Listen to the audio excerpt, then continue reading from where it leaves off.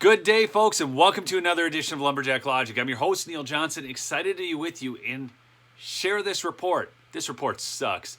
Remember to share this one, though. People need to know what's going on. And if you haven't subscribed to the channel, please do that as well.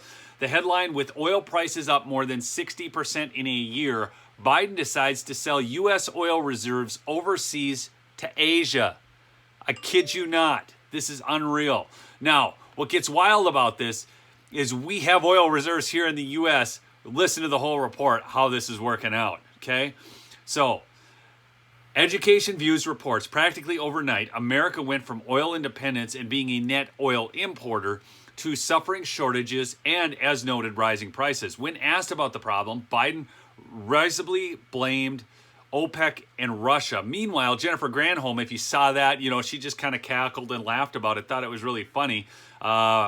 Good for her. She's the energy secretary, and she said the administration was helpless. Interesting, because watch how they helped other countries. I think this is like payment for Hunter's artwork, I just for buying it, I should say, $500,000 for that stuff. Oh, wow. It's like a money laundering scheme. Biden is now under pressure to tap the SBR to relieve some of the pressure on fuel prices. Now, you have to remember who created the problem.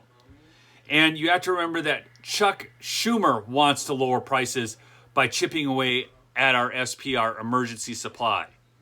Despite, the fact that we've got this vast, untapped resources underneath American land.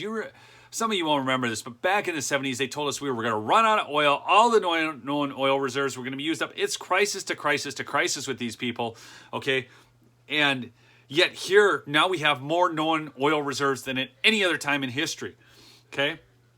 So check this out. This is based on a Bloomberg report. About 1.6 million barrels of crude from the U.S. Strategic Petroleum Reserve, a monthly record, was shipped out in October. According to data from market intelligence firm Kpler, 3 cargoes were loaded onto a supertanker in the U.S. Gulf Coast and are headed to Asia. Yes, given the ongoing pace of the current SPR release, 12 million barrels in the last 2 months, and the biggest weekly release so far last week, 3.1 million barrels, it's fair to assume more SPR barrels are going to leave U.S. shores in the weeks ahead, said Matt Smith, an oil analyst at Kepler.